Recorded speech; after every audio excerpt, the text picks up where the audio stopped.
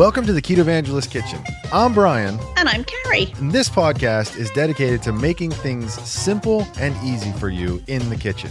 Carrie Brown is a classically trained, world-class chef who has a passion for creating ketogenic recipes that taste better than anything you've ever experienced.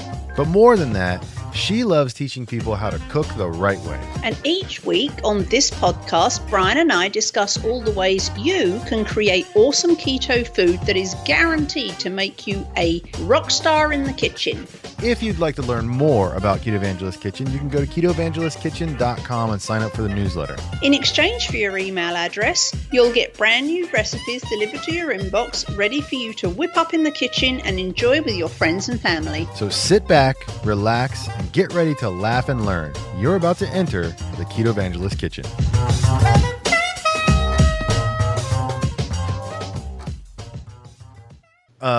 So I understand that the weather is about to turn nasty where you are, Carrie Brown. We have weather here in Seattle. It is blowing a lot. It is raining a lot. However, in perspective, we are not waiting for Hurricane Matthew. No. So, looking at the big picture, it's a minor inconvenience at this point. So, okay, here's my thought immediately when you say that. You say waiting for Hurricane Matthew, and immediately I go to like the sequel to Samuel Beckett's play, Waiting for Godot, but it would be the same kind of ending because Matthew was never going to show. By the way, if you've never actually seen Waiting for Godot, I just gave it away, so I apologize. Did I make any sense just then? Is this No. thing on? No? Okay. Was that out loud? All right. So what, so the point is, I don't really know what the point is. So Point is, we're supposed to be getting the tail end of Typhoon, something starting with S, the rest of the name. Shirley, Stevie, Susanna, no, Slinky. No, it was like, I've never seen that combination of letters before. But anyway, so we're supposed to be getting the tail end of this typhoon that's been barreling across the Pacific. And it's kind of coming in waves. And we had a big wave last night. We're having another little wave now. But apparently, like tomorrow night, it could be like a big, bad, ugliness, trees falling, no power, crushed cars, that kind of deal. But they're not really sure at this point, but we're all getting prepared. Just so people know, I'm doing a little wave right now too, just so that everyone understands what's going on. I know you can't see me, but hopefully that helps. I just want to add just a little bit to your day. I'm waving at you right now, and I'm done. And if you wanted technical data, it's not a hurricane because there's an E. Because there's an E at the end of it. No. That's why it's not a hurricane. It's a hurricane. No, hurricanes are tropical, and we're not in the tropics up here. No, you're not. You are the farthest from the tropics that you could possibly be. So we're getting a tail end of a typhoon, and it could be bad, but it depends how the wind blows or the pressure goes in the next day. Depends whether it'll come and blow Seattle over or whether it'll take Vancouver out. I got my money's on Vancouver. Wait, are we talking Vancouver, British Columbia, or are we talking Vancouver, Washington? No, Vancouver, British Columbia. Yeah, I never liked them to begin with. So there it is. Just kidding. If the power goes out, the next cookbook will be all salads. The next cookbook is going to be how to make raw food. How to eat raw keto food. How to eat keto during a major windstorm. with nary a working can opener. I don't have anything to open the can. What am I gonna do? So I was thinking, well, maybe we don't try to open the can. Maybe we try to find something else to eat. I don't know though. Well, except that in the world of keto, canned fish is an awesome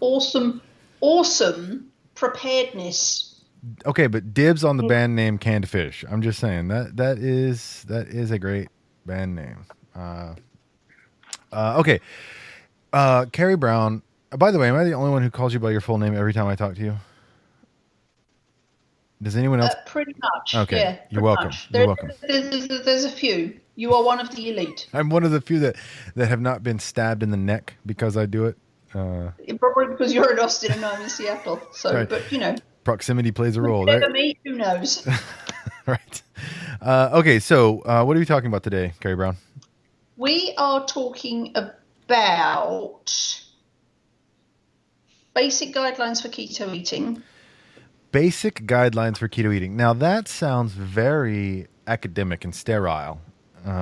What's the gist of it? Because I understood the basic guidelines to be, say, high fat, low carb, moderate protein. So, what does that mean? Right. Right. So okay. So then we're done. All right.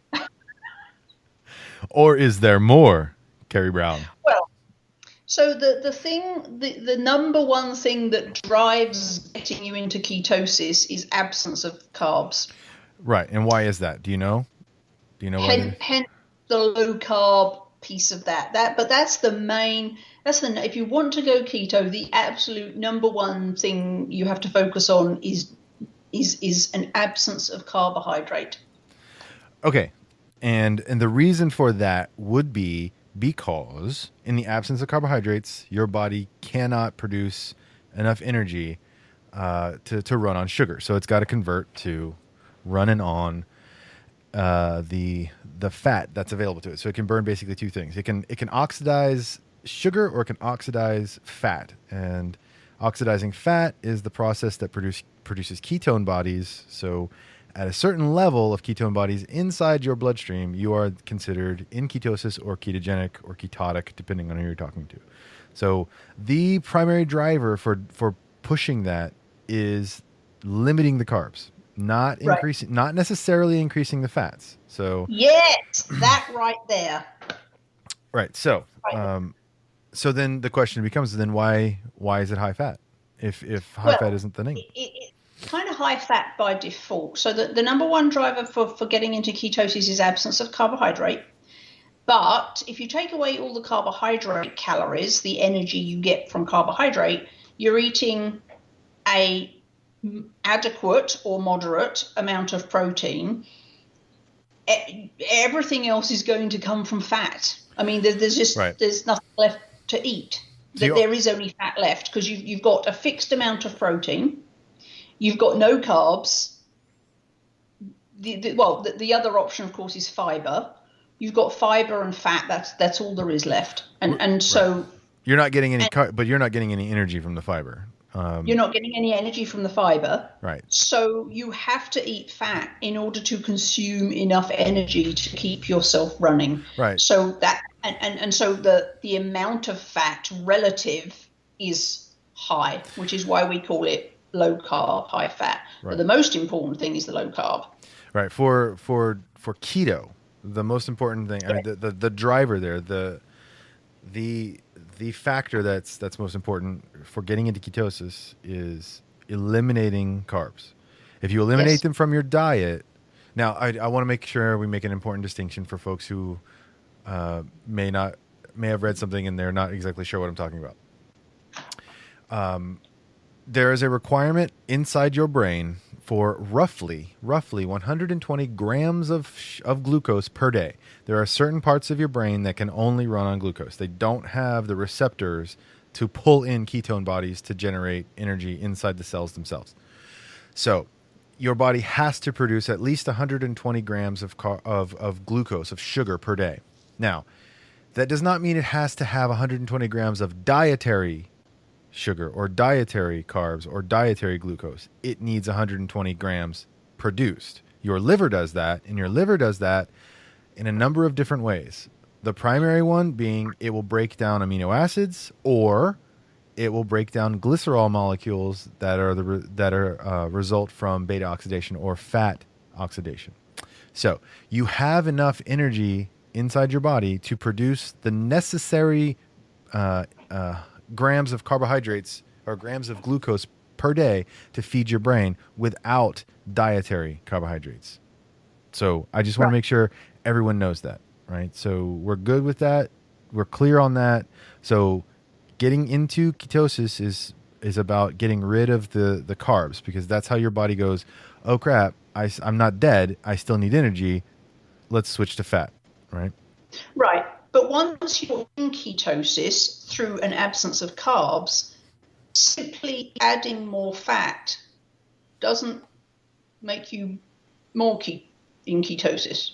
Right. Well, and this is again, there's a fine line here depending on why you are pursuing keto, right? Yes, So now, absolutely. if this is, and so Carrie brought this up to me, and she has almost as many pet peeves as I do, and I'm almost impressed by that, because I've got a lot. I've got a lot of pet peeves. I have, like, if pet peeves were cats, I would have a lot of cats, because I have a lot of pet peeves. So just think about that. So my point is, or goldfish. If pet peeves were goldfish, I would have a lot of goldfish. I could do this for just about anything. For example, if pet peeves were palm trees, I would have a lot of palm trees. See, this works with just about everything. Is all The I'm problem saying. with goldfish is if you put several of them together in one place, you're going to end up with more goldfish than you could ever imagine. So, and that doesn't happen with palm trees. So, just saying. Huh. All right. Well, I would say then the goldfish works, because apparently my pet peeves. Are breeding. Yes, they are procreating.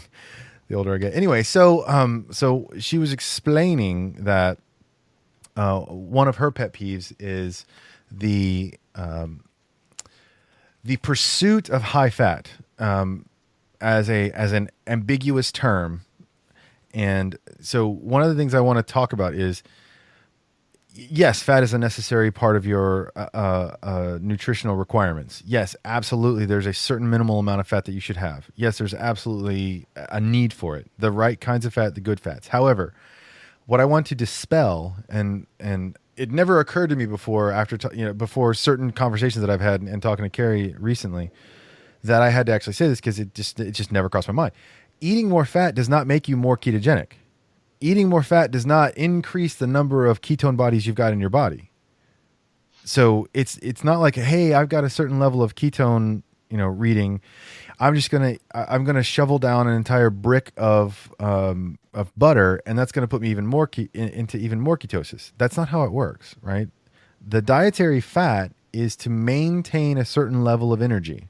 That's all it's for. It's not the more you eat, the better off you. It's not like a competition where the more fat you eat, you're winning. It's not like that. So, And I know some people like to do the keto sticks and some people don't, and whatever. I don't. I did when I started because I found it really held me accountable. It was my little thing that I had to get up, and I want to make sure that thing's got color on it in the morning. It just helped me to start. So, but if you read other groups or other places on the internet, there's this thing about like chasing what I call purple ketones, and there's just like this competition to see who can get the darkest purple. The dark purple, if you're doing keto to lose weight, don't eat fat just to make your ketones darker purple. It is doing nothing to help you. I want to ask, did you coin the term ketones? Because I'm on board 100%. That's fantastic. So don't chase purple ketones, and don't. I mean, if you're in ketosis, if your ketones are pink or pale purple, you're in ketosis. Good. Don't have another 2 tablespoons of MCT oil or butter in your coffee just to get darker ketones, because it doesn't make any difference. All it does is provide you more fat for energy, which you may or may not be burning. Right. So, I have to piggyback on that a little bit. The urine strips for ketone production, they're measuring by volume. So the darker the number, or the darker the color, numbers don't come in hues, by the way, Brian. I'm just saying. The darker the color,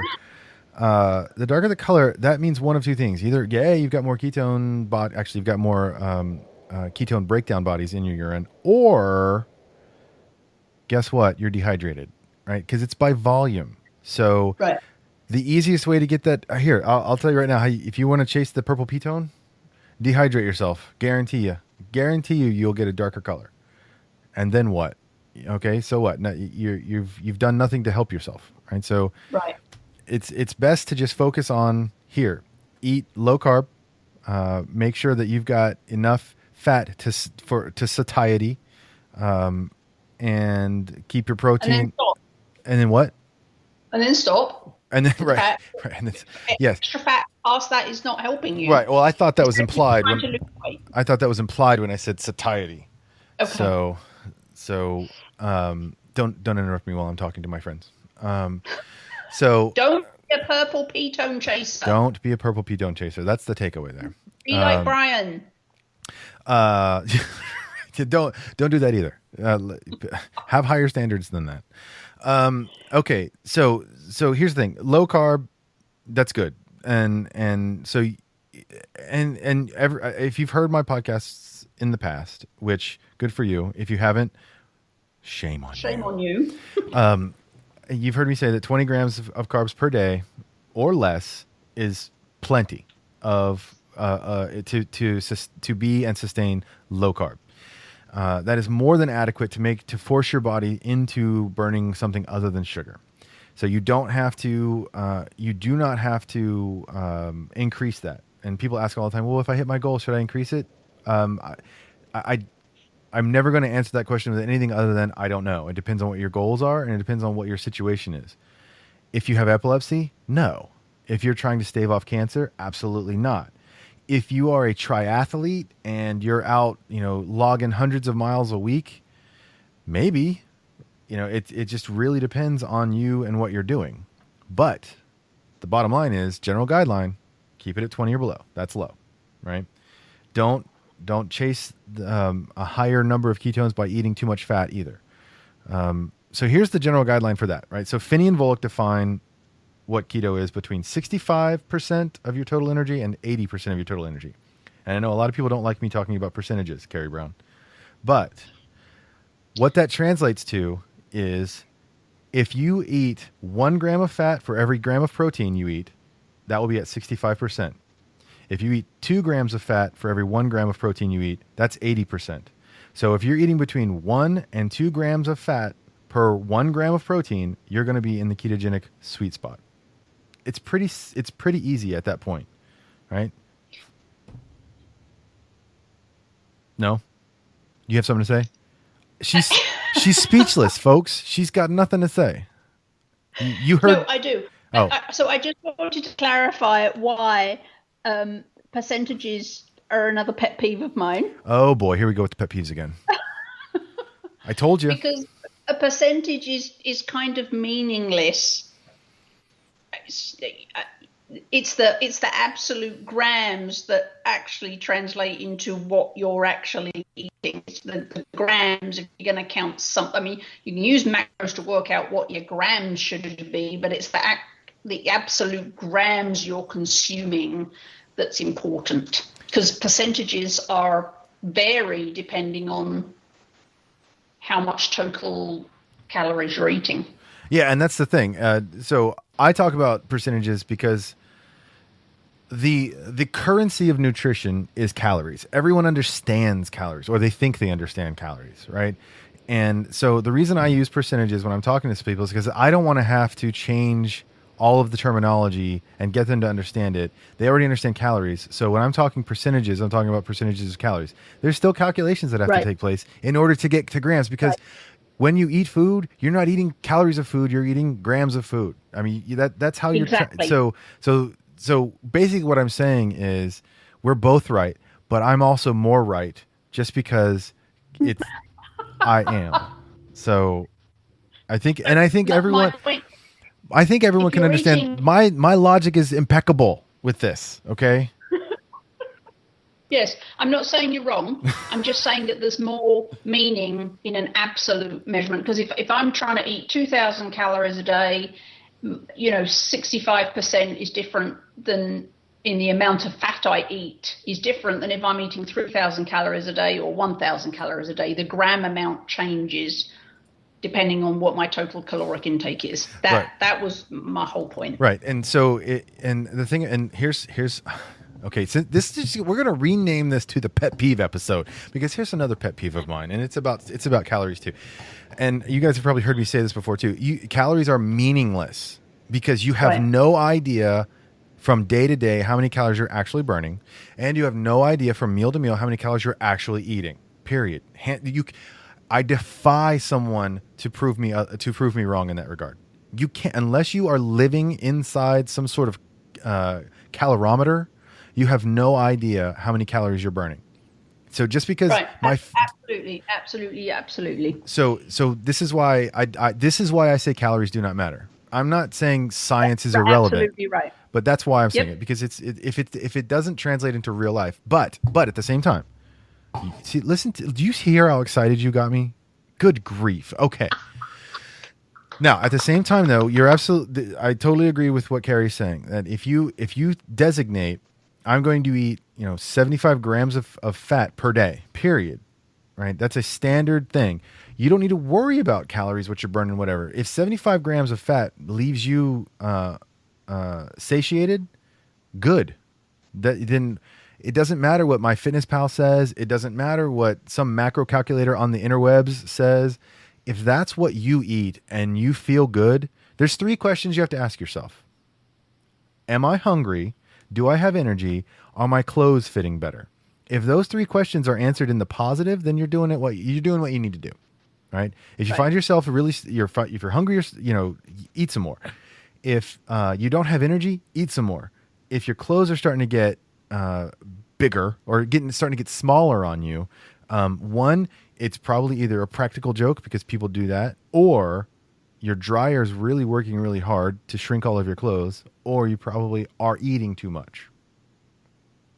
Right. If you're meeting your goals and you're feeling great, then you don't need to think about macros or calories or anything. I mean, once you found that the number of grams of each you need to eat every day that works for you, like Mary posted hers on the Facebook group earlier, whatever that was, I don't remember, but she posted it. That's what works for her on a daily basis. So she's no longer thinking about calories or macros or calculating or any of that. Just the, grams, absolute grams. Okay.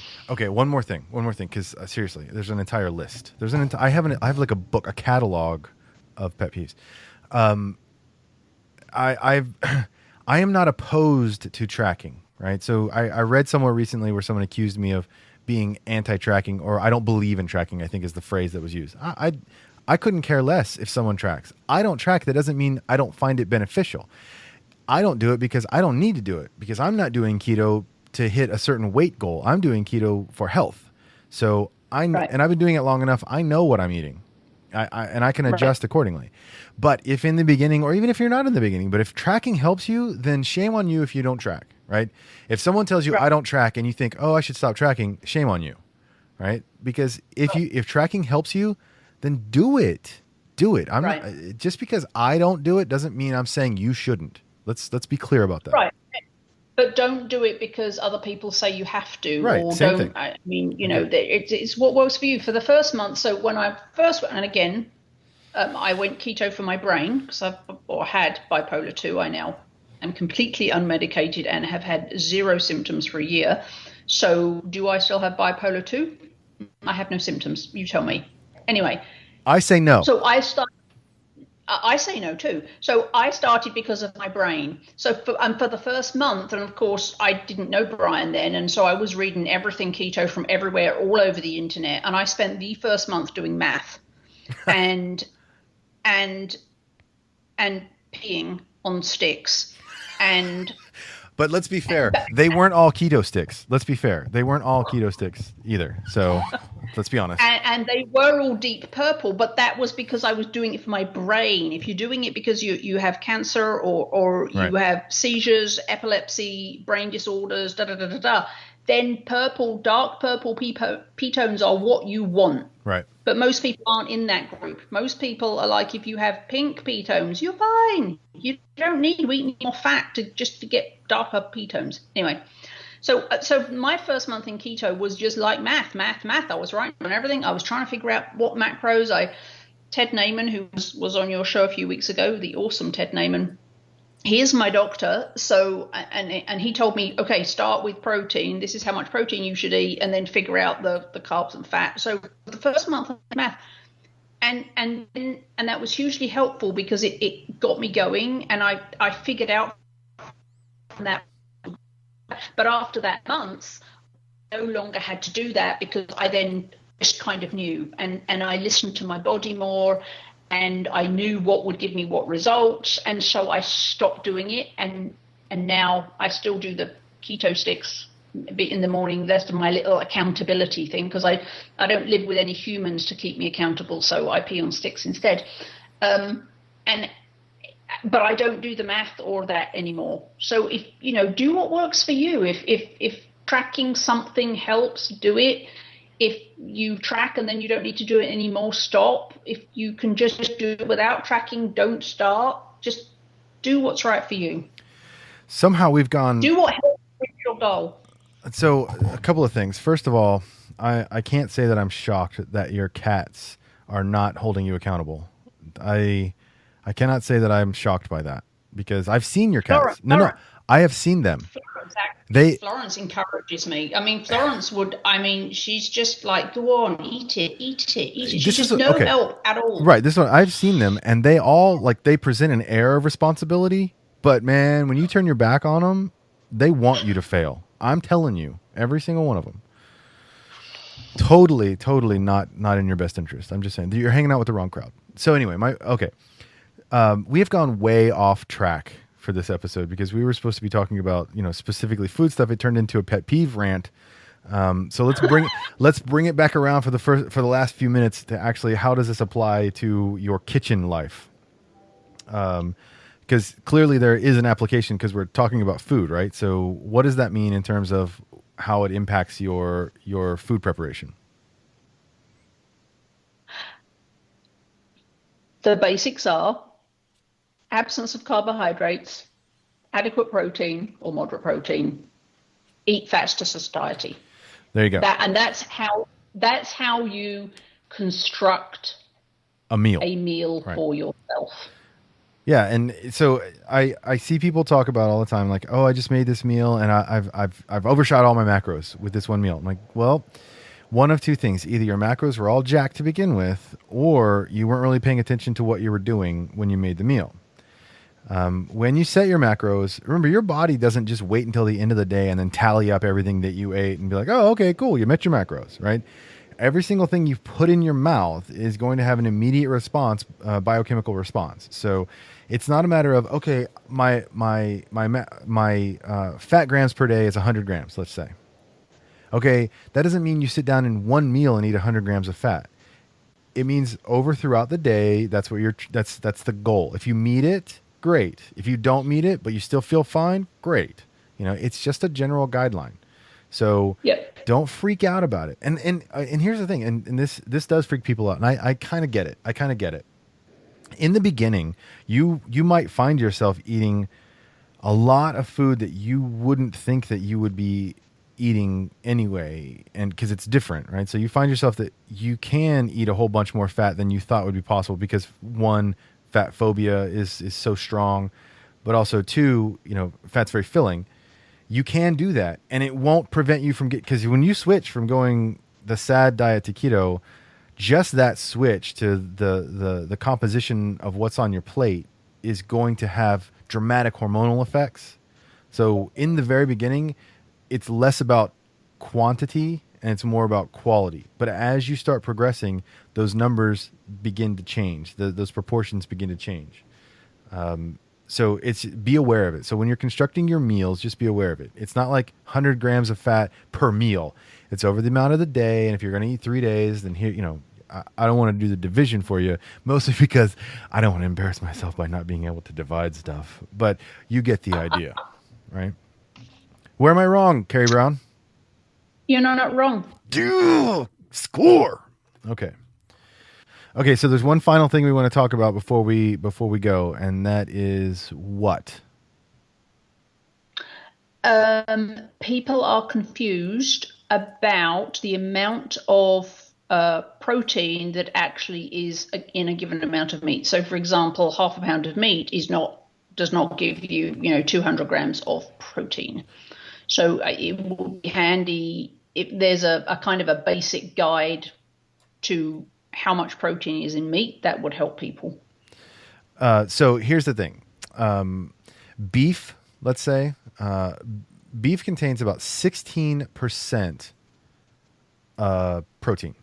So that means, like Carrie's talking about, so there are roughly 100 grams per 4 ounces. So a quarter pounder pre-cooked weight is going to have roughly 100 grams. So that means in a quarter pounder, you've got roughly 16 grams of protein. So in 8 ounces, like Carrie's example, that's going to be, now I'm not good at math. It's going to be like 75, right?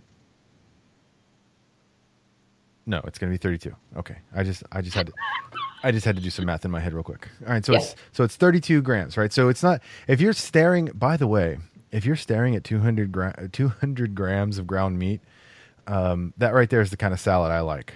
But if you're staring down the business end of 200 grams of ground beef, you're not looking at 200 grams of protein. Because there's water, Right. there's it's mostly water, but there's also other stuff in there that is not protein.